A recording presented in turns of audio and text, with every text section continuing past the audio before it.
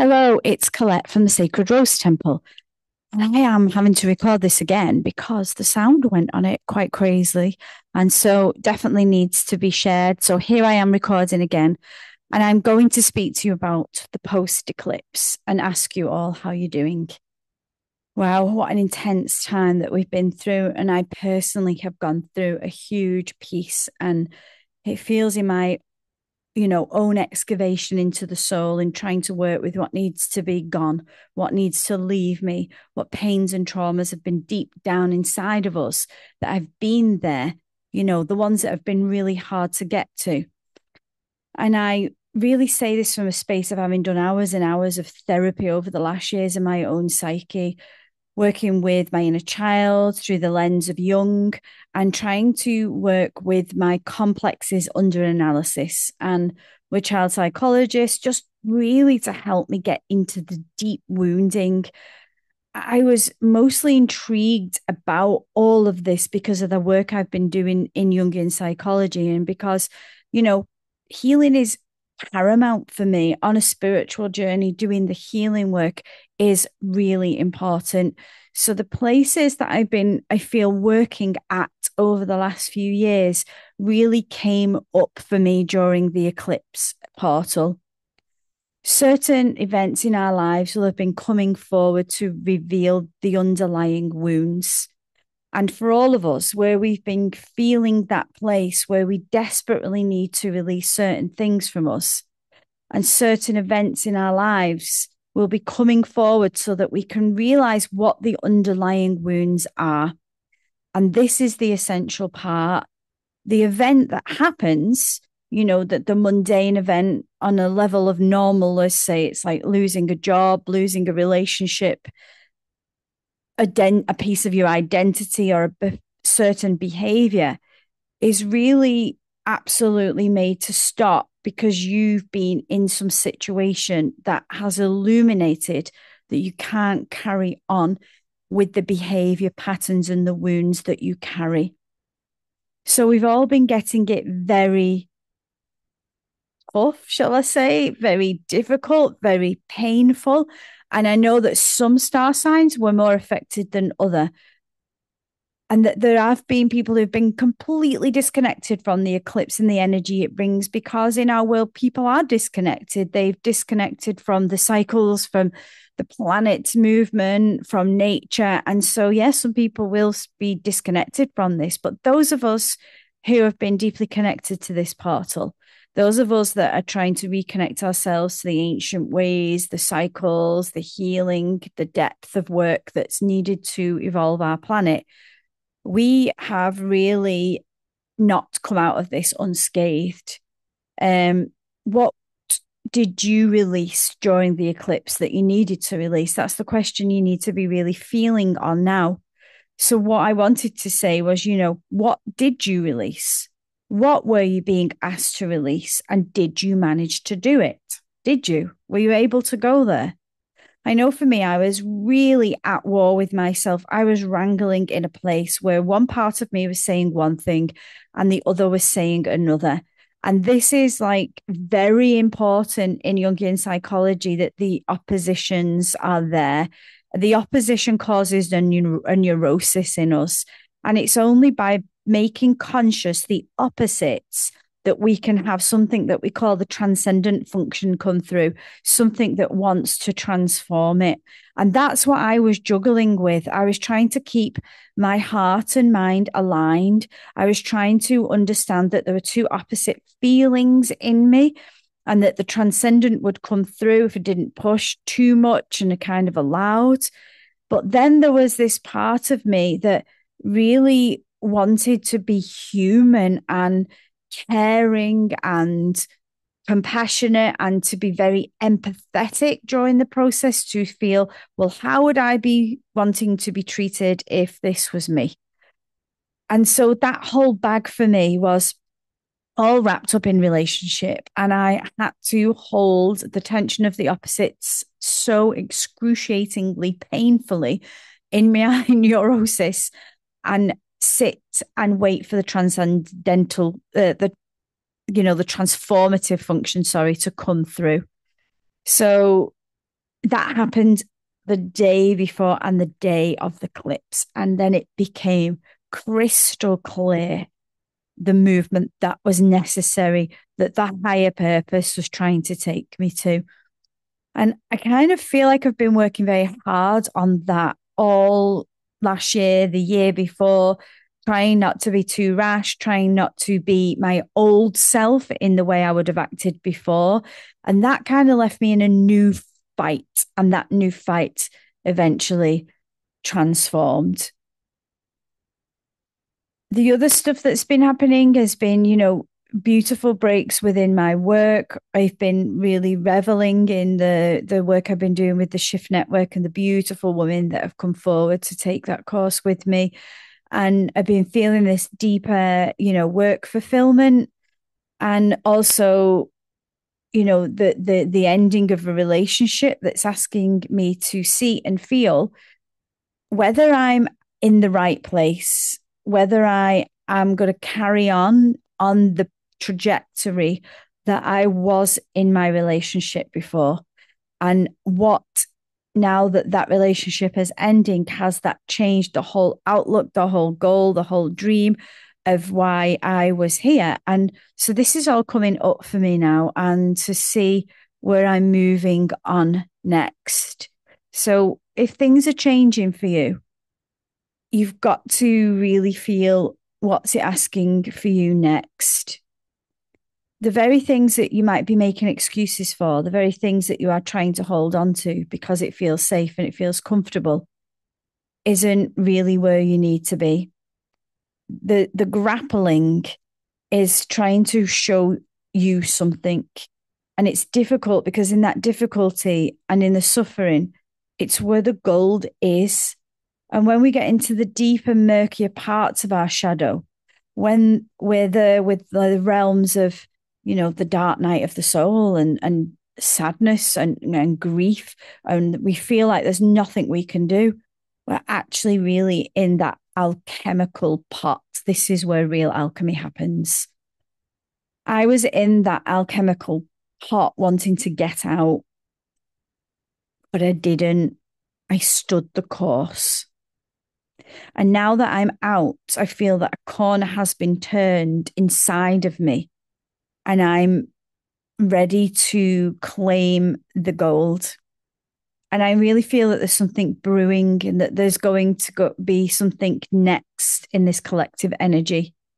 I feel that October is going to be a difficult month. I don't think it's going to be easy, but there's going to be some signs that things are moving in your favor. If we've done the work pre-eclipse, it's going to be more profound for us. Don't worry, we're still in the shadow of the eclipse movements. You've still got time to do it. Really wrangle with yourself and remove yourself, all of yourself, from toxic behaviors, energies, places, particularly linked to fear. The things that scare you are the things that you should run toward, not away from. And remember that fear is different to danger, and they are two completely different things. A fear in ourselves needs to be challenged. We have to admit, I'm scared of that, so I need to confront it. I need to face it. There's something inside of me that the fear is lying on top of. And unless I go there, I won't know where it is, and I'll never, ever heal it. It's always something deep down inside of our bodies. So fear prevents us being in the higher place, in the right place. Fear will hold you back and it'll take you down. And that's really the word that's been prevalent for me in my own situation and in the people I've been working with and the women that I work with. I see that fear is the ultimate thing that holds them back from doing the very thing they need to do. So a top piece of advice here would be the very thing that you're scared of, do it. The rest is about feeling that we're coming up into some new alignment. And I'm no astrologer. I don't really know the ins and outs of the alignments because I work with the energy of those alignments. That's what I can tune into. That's what I feel. But I do feel there's something coming in the cosmos, in, the astrological alignment that's really auspicious. So something is going to come forward that's in alignment with the divine, that's in alignment with the goddess, with our higher purpose, with sacred, with the beloved. And this is only going to come through if you've managed to leave and let go of the fear, the thing that you were scared of. If you've done the work, then this is going to be different for you than someone who didn't do the work, who didn't face the fear, who didn't take the opportunity to step up. And this is where I feel that two timelines are going to split. If you didn't take the challenge, if you didn't step up, if you ran away, if you got scared, if you didn't face your fear, you're going to be, I don't want to say down the ladder, but you're going to have to go back. And in order to go back, you're going to have to go back to a dark space. You're going to have to go back to your shadow. You're going to have to go back a long way than you've come. And you'll get the lesson intensifying within you again. However, if you face the fear, if you really held in your heart what was good, what was moralistic, what behaviors in you needed to be aligned and changed, if you managed to hold on to that, face the fear and went through it, you're looking to get on your path of auspiciousness, the divine path, and to be really deeply connected to you in your soul work. That's what's going to come. And you're actually going to magnetize that. So this is big again. Think about magnetism. It's not trying to grab for it. It's not trying to seek it. It's creating a field within you that magnetizes the very thing that you want. So I want you to think about that. What is the thing in you that needs to be cultivated? You've been shown the lessons from the eclipse that wants to bring in exactly what you want. And so I want to do a little practice with you that might help you. So those of you that work with me or know my work, always begin with the white light. So just breathe into the body and be connected to the body. And then feeling the body be excavated by the breath, the whole body, feeling the sensation in the toes, all the way through the body to the crown of the head, so that you are embodied. And from that place, as you breathe in and out, you're bridging the mind to the body. You feel that sense of spaciousness and you're calling in the divine white light that comes in as a purification field. And you really utilize the space of breath and the body to bring the white light all the way in, and do that from all the toes, all the way through the body, up to the crown of the head.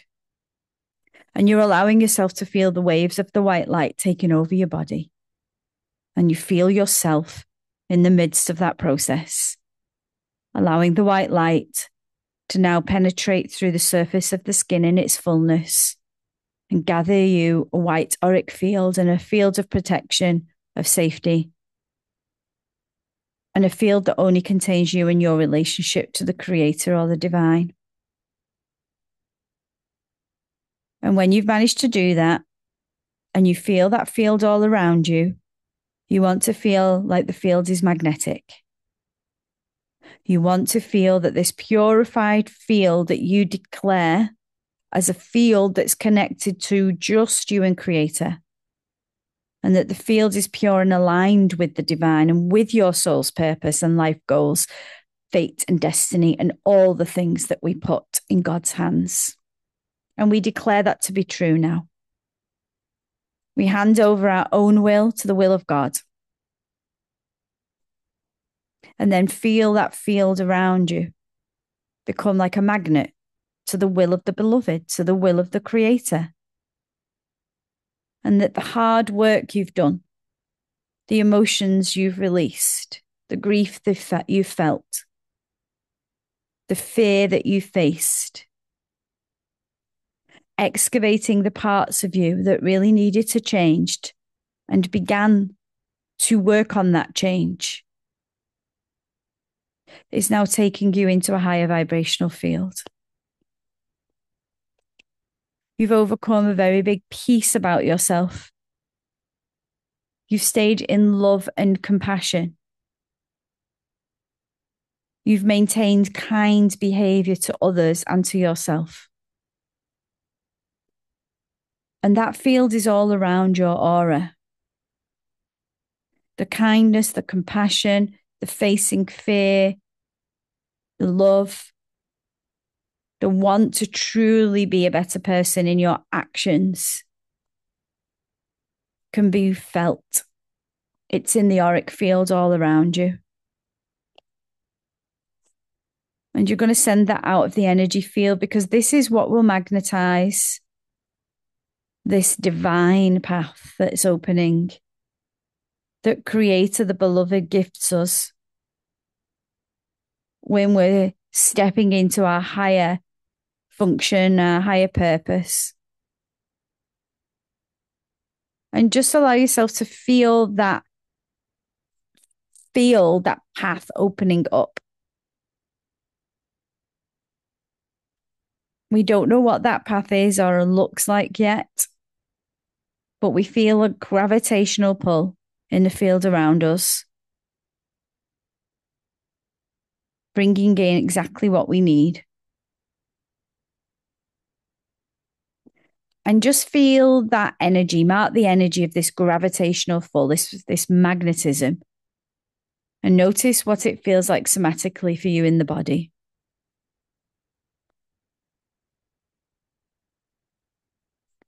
And once you grab a sense of that magnetism, then you can be aware of when that is pulling you to one place or another, or to an idea, or to a person, or to an adventure, or maybe even a decision. And then from this place, just allowing that feel to draw in. It's difficult to hold the energy of the magnetism all the time, but to just simply be in awareness of it. You feel your auric field all around you, keeping you in safety, still doing its job, cleansing, purifying, being magnetic. And then you come back into your body, take a big, deep breath, a yawn and a stretch, maybe a sigh. And then finding yourself back in the room and the place you're in now, with a subtler awareness of the magnetic field that is you, on a new path, on a higher path. And don't worry if you don't feel that you're quite there yet to be able to do this. If you feel that, then go back. Go back to what was happening to you during the eclipse. The wind of the eclipse lasts for a while.